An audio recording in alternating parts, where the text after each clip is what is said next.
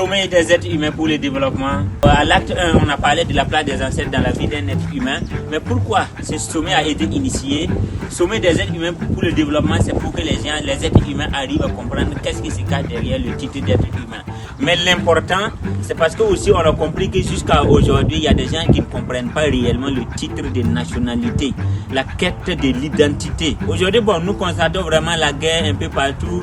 Et il y a des gens qui pensent qu'il y a quelque chose qu'on appelle la paix qui existe. La paix n'a jamais existé. Ceux qui comprennent très bien, ceux qui étudient bien la vie, la paix n'a jamais existé. À chacun de travailler pour maîtriser la guerre, pour que ça ne soit pas barbare, que ça ne soit pas idiot.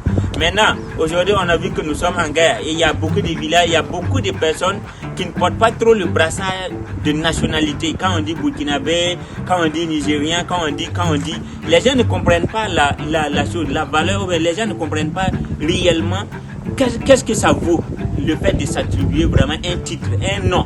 Et parmi les organisations, parmi les cultures, parmi les civilisations humaines, parmi toutes les organisations et toutes les créations et toutes les initiatives que les êtres humains ont pu faire, partant de comment créer les familles, créer jusqu'à créer les tribus, créer les ethnies, créer les royaumes, créer les empires, c'est créer les pays. En fait, le mot pays est l'organisation qui fait le plus de victimes.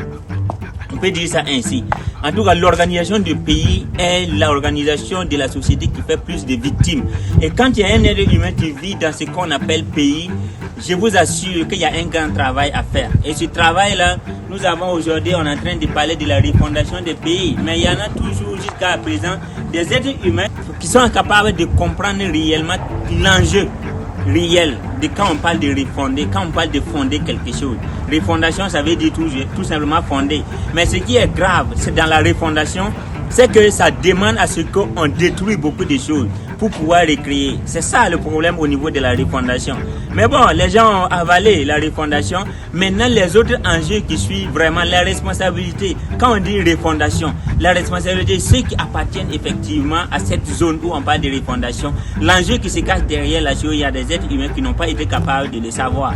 Mais on peut dire qu'en un mot, il y a beaucoup de personnes qui ne comprennent pas réellement la vie avec les enjeux réels et les enjeux qui sont les enjeux fondamentaux vraiment de la vie. Beaucoup d'êtres humains n'ont pas encore su.